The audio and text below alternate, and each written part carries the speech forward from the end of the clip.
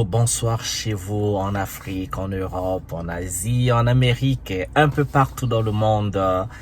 Je vous souhaite un bon week-end, je vous souhaite une belle journée. Vous savez, le monde c'est beaucoup de fuseaux horaires. Donc si c'est le matin chez vous, bonjour. Si c'est la soirée chez vous, eh bien bonsoir. Qu'à cela ne tienne, je vous souhaite bien de bonnes choses. La vidéo pour aujourd'hui, c'est pour me poser un tas de questions sur la condition de vie de beaucoup d'Africains, de beaucoup de Noirs. Moi, j'ai eu le privilège de voyager le monde. J'ai voyagé un peu moins en Afrique, mais j'ai beaucoup voyagé en Europe, en Asie et maintenant je fais le Moyen-Orient. Comme dernièrement, j'étais à Dubaï, j'étais également à Istanbul et bien sûr dans les Amériques, en Amérique, les États-Unis, le Canada, l'Amérique latine. J'étais également à Puerto Rico, qui est un territoire en fait américain, mais ils sont un peu indépendants parce qu'ils ont ils ont un peu leur indépendance politique comme ça, mais c'était un territoire américain, donc Puerto Rico qui est une île. Donc j'étais là-bas, mais c'est très bien là-bas à Puerto Rico. On se sent bien en termes de le climat, les gens, c'est vrai, c'est des latinos et autres, on parle espagnol et anglais, mais quand j'ai pris le petit avion, je suis allé à une île là-bas, toujours en laissant le mainland.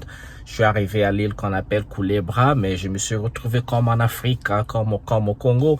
C'est la même culture en fait, La seule différence c'est qu'ils parlent espagnol, mais tout de suite on sent la présence africaine, on sent c'est l'histoire l'histoire des peuples d'Afrique qui a été déportés, qui a été emmenés dans les îles un peu partout dans les Caraïbes, mais c'est très bien. Mais bref, cette vidéo c'est pas pour parler de Puerto Rico, même si je sais que dans les îles on va trouver la présence de la culture africaine là-bas. Et aujourd'hui, c'est pour parler de la condition des Africains parce que partout où je suis allé, j'ai fait le même constat. Les descendants d'Afrique, les Africains ou encore, comme on aime nous appeler, les Noirs, nous constituons les communautés ou la communauté la plus faible. Nous constituons toujours la communauté qui a du mal à s'en sortir, la communauté qui ne se démarque pas. Nous avons des succès et des réussites individuelles, mais des réussites collectives, on a du mal à trouver ça un peu partout. Il n'y a pas d'organisation de Noirs en termes de communauté. Et il y a beaucoup comme on dit, pauvres, la pauvreté ou la classe qui travaille.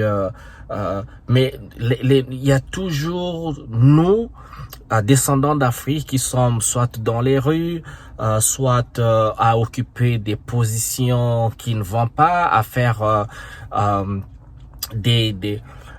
le travail qu'on ne ferait peut-être pas en Afrique, balayer les rues, les hôtels, les chiottes, en tout cas le travail que les locaux de ces pays-là ne font pas, c'est nous qui faisons. Et moi ça me dérange vraiment. Je me dis, nous venons du continent le plus riche de la planète.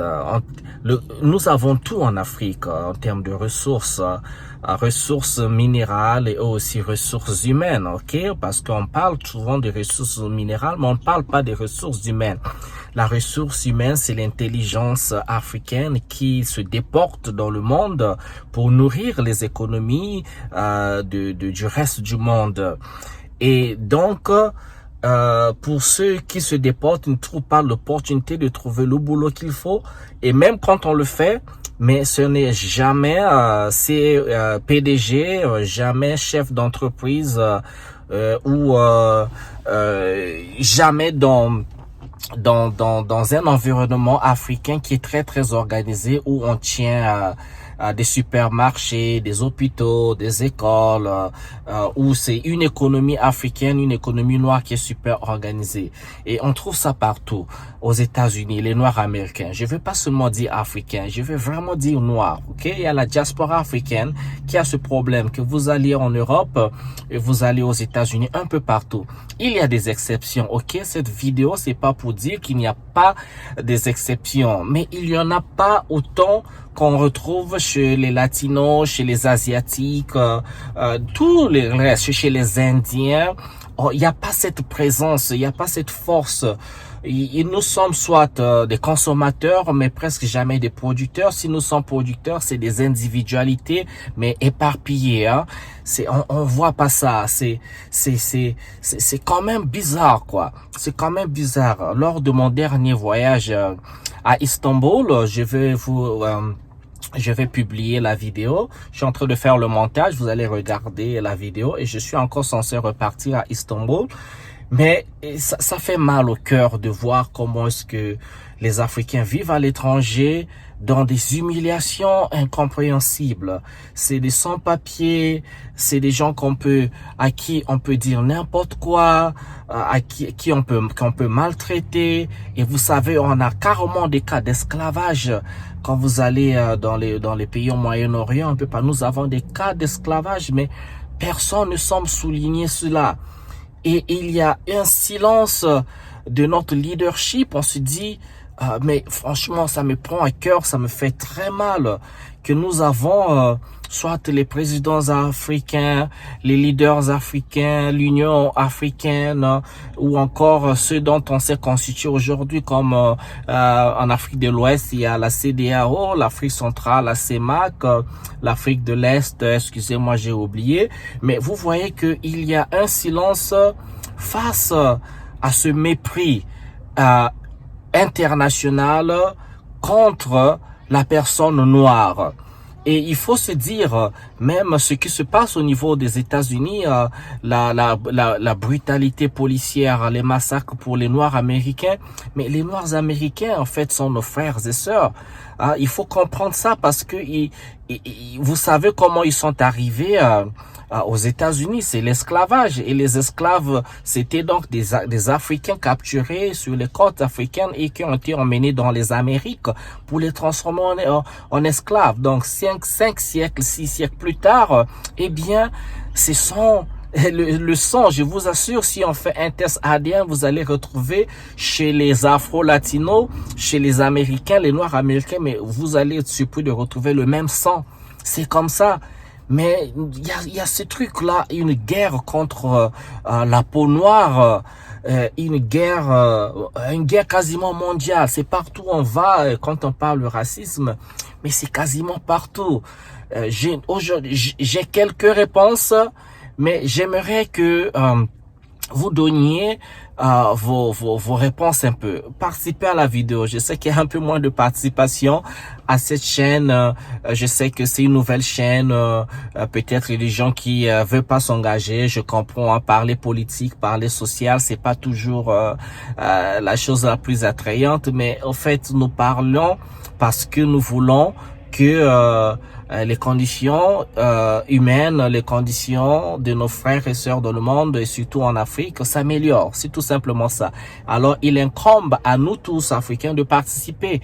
N'ayez pas peur du débat politique, n'ayez pas peur du débat social parce que ce n'est que nous qui pouvons créer cette révolution, cette transformation de nos sociétés en Afrique et en diaspora.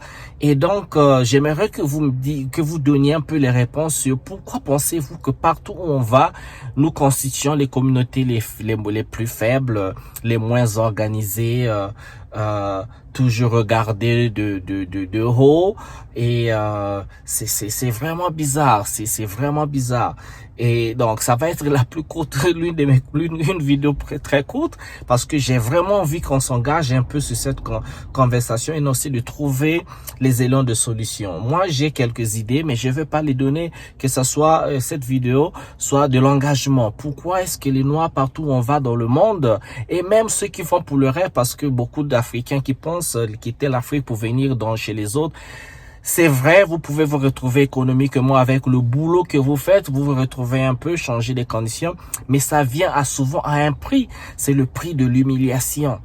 Les gens acceptent l'humiliation de toutes les formes. On reviendra sur une autre vidéo pour tacler certaines formes d'humiliation ou certains cas d'humiliation, que ce soit dans le mariage, dans le boulot, dans les résidences et autres. On en parlera. Mais dites-moi, pourquoi est-ce que partout dans le monde, les Noirs sont toujours les communautés les plus faibles? Voilà, c'était ma vidéo pour aujourd'hui. N'oubliez pas de mettre des likes comme ça, des commentaires et partager. Engageons-nous. Eh bien, parce que si vous partagez la vidéo, vous mettez des likes, ça permet que les gens voient, que les gens participent donc à cette conversation. Regarde également les vidéos parce que voilà, il n'y a pas d'avenir pour l'Afrique sans les Africains. C'est les Africains qui doivent s'engager, c'est les Africains qui doivent construire l'Afrique. Moi, c'est ce que je crois, personne d'autre. Oui, on peut avoir des alliés, mais cette volonté doit d'abord venir de nous-mêmes, rien que nous-mêmes. Ok, merci de m'avoir suivi. Je vais vous retrouver à une prochaine vidéo, mais s'il vous plaît, de grâce, laissez des commentaires comme ça. Essayons de répondre à ces questions. Merci. Je vous souhaite bien le bonheur chez vous et encore merci de vous être connecté à cette chaîne en Afrique et en diaspora. Merci encore. À très bientôt. Au revoir.